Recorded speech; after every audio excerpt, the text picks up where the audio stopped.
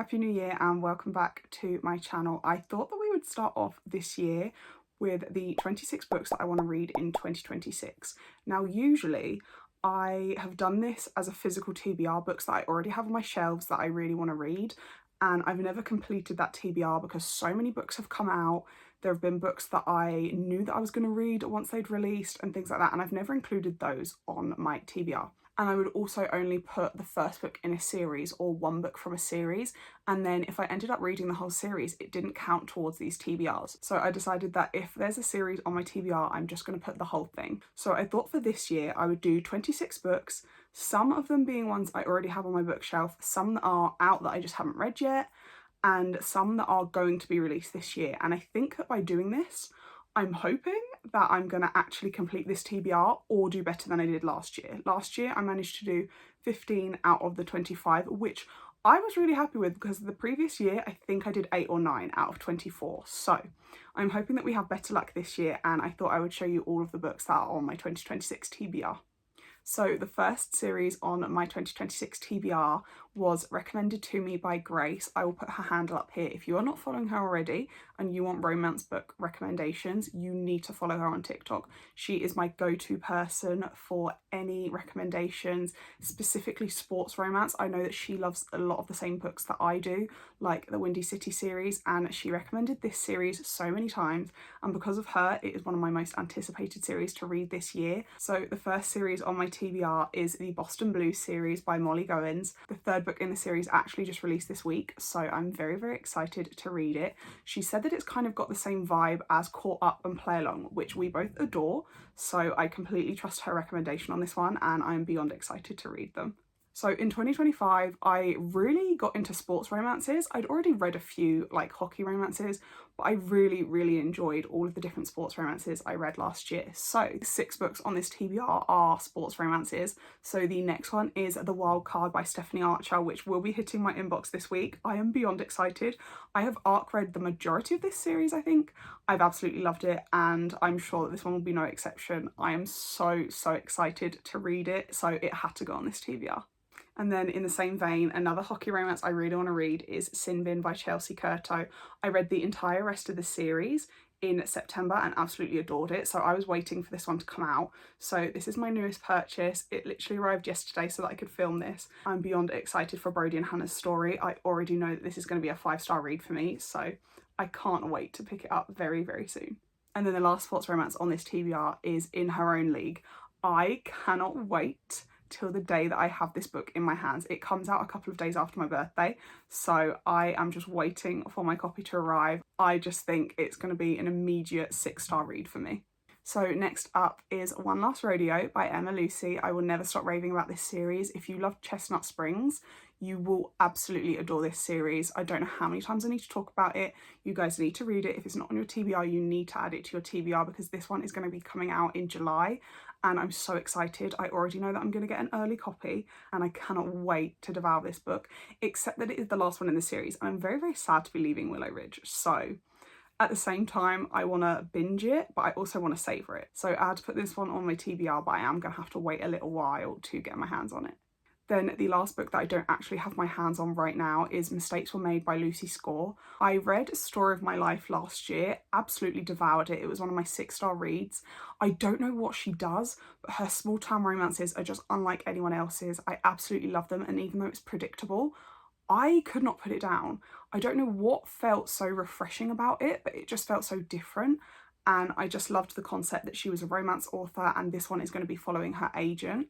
And I'm so excited. I already know that I'm getting an early proof copy of this from the gorgeous girls at Hodder. It comes out March 10th, and I just think it's going to be as incredible as Story of My Life. Now for the books that I actually have on my bookshelf, I am embarrassed to admit I have not read any Emily Henry books besides Happy Place. I really wanted to read this one before the film came out. Then I found out that it was only coming to Netflix, so I thought I was going to be able to go and see it in the cinema. So now I'm not really in a rush to read it. I still want to read it within the next kind of 4 months, but yeah, I'm not leaning towards this one. There are so many other books I want to read first, which I think is why it's been on my TBR for so long, but I do want to get around to it this year so that I can watch the film. I'm just so sad it didn't come out in the cinema, because that would have been such a peak reading experience to read it the first week of January, and then as soon as I'd finish this, go to the cinema and watch it. So I do want to read it before I watch the film so that I can compare the differences, like I just did with The Housemaid, and I actually really loved that, except I watched the film first and then read the book, because I didn't think that I would like a thriller book, and then when I watched the film and absolutely adored it, I was like, okay, maybe I'll try a thriller. And knowing the plot was quite nice, because it meant that I could really focus on whether I liked the writing or not. So I'm reading that series at the minute, but I definitely want to read this one before I watch the film. So the next two are The Baby Dragon Cafe and The Baby Dragon Bookshop, because I was lucky enough to get a proof of this one, and I really want to read it around the time that it comes out whilst everyone's enjoying it. So these are the next two very, very cozy reads on my TBR. So the next book that I'm very disappointed with myself that I didn't read in 2025 is First Time Caller by B.K. Borison. I got this gorgeous proof copy at an event and I didn't manage to read it, which I'm so sad about, because I just know that I'm going to love it. And the main character is called Lucy, spelt my way. Like, that is a sign that I really, really need to read this book in 2026. Next is a series that was also on my TBR last year and I didn't read it, clearly, so it has made its way onto my TBR this year. That is the entire Rose Hill series by Elsie Silver. I think I'm going to love this series. I just haven't been in the mood to pick it up. I haven't read an Elsie Silver book since last March, I think. So I was going to put this one and the Gold Rush Ranch series on, but that would have taken so many spots on this TBR. So I have stuck with these four and hopefully I will pick them up at some point this year. This one is another very anticipated read for me. Mabuba has been raving about this book for the longest time and it has just been picked up by a traditional publisher, and I'm so excited to read it. I have the indie copy, which my gorgeous friend Emma got for me for Christmas, and we might do a little buddy read, I'm not sure, but I really cannot wait to read this book. Everything I've seen about it is so funny and I'm really hoping that I'm going to love it, because everything I've seen so far is telling me that this is going to be 5 stars for me. And then after I've read that, I want to jump straight into Mate, because I didn't get to read it last year and I absolutely adored Bride. So I think I'm going to love this one just as much. And I just feel like these two will be so fun to read back to back and keep me in that kind of paranormal romance vibe, I guess. So Mate is the next one on my 2026 TBR. And then I feel like I'm cheating a little bit with this, but the next 8 books are the entire Throne of Glass series. I feel like 2026 is going to be the year that I read them. I have thought this for so long. They have been sat on my shelves for ages. I think I got them 2 or 3 years ago for Christmas, and they are literally staring at me from my bookshelf. Every time I pick up a different book, they are just looking at me, and I just feel like I need to read them. I am so excited to read them. I think the only reason I haven't so far is because they are so long, and also I don't know what reading order to do.